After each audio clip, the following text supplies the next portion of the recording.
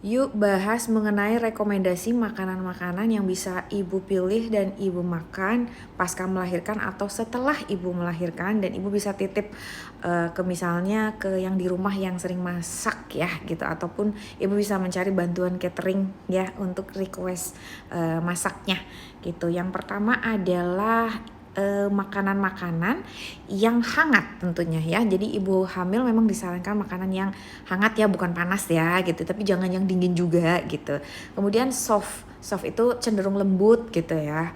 Misalnya itu ada sup, ada oats gitu, dan beberapa contoh di sini tuh sebenarnya bukan makanan yang sering dimakan kayak po itu ini ya, kayak sopnya Vietnam ya, tapi itu kalau misalnya ibu suka juga nggak apa-apa, ataupun yang sejenisnya gitu. Kemudian broad base ini berarti dia makanannya yang mengandung kolagen, bone broth gitu. Jadi dia adalah saripatinya dari tulang gitu ya, yang mengandung banyak kolagen.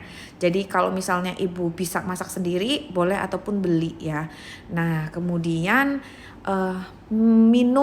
minuman yang menghidrasi gitu ya.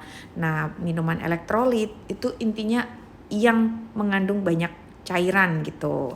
Tapi selain itu juga ibu penuhi juga asupan kebutuhan air putih setiap harinya. Kemudian makan makanan yang tinggi protein dan tinggi zat besi. Nah, ini di sini kenapa? Karena protein ini membantu penyembuhan tisu itu kayak lapisan kondisi otot, kondisi organ-organ, jaringan-jaringan yang berada di area yang fungsinya itu untuk membantu kehamilan dan melahirkan gitu ya kan. Dia kan setelah diisi oleh bayi ya, dari kondisi yang semula kemudian melar gitu, kemudian setelah bayinya lahir dia harus kembali lagi ke ukuran semua. Ini dibutuhkan protein, apalagi kalau ibu ada jahitan baik SC maupun jahitan pervaginal ya. Jadi ini juga untuk membantu memperbaiki kondisi darah ya pasca melahirkan, dan juga karena kehilangan darah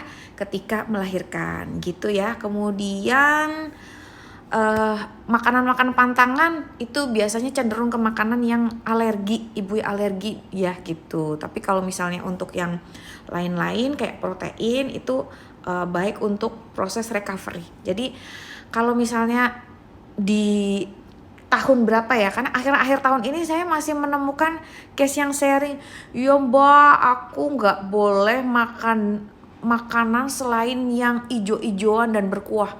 Jadi disuruh makan kayak sop katuk, sop bayam, sop kelor, udah yang ijo-ijoan doang. Jadi yang kayak daging ataupun makanan-makanan protein tuh nggak dibolehin. Ya Allah, ya itu sebetulnya kurang tepat ya ibu-ibu ya. Jadi masih ada, tapi itu masih ada gitu, karena itu cenderung relasinya tuh sama mitos gitu, mitos yang berkembang di suatu masyarakat lah ya, lingkup kecil masyarakat itu masih ada yang menurunkan mindset ke para orang tua, mbah-mbah itu yang seperti itu gitu. Ya tetap pada intinya dari saran-saran ini tetap memenuhi kebutuhan gizi seimbang ibu pasca melahirkan ya. Semoga membantu. Terima kasih.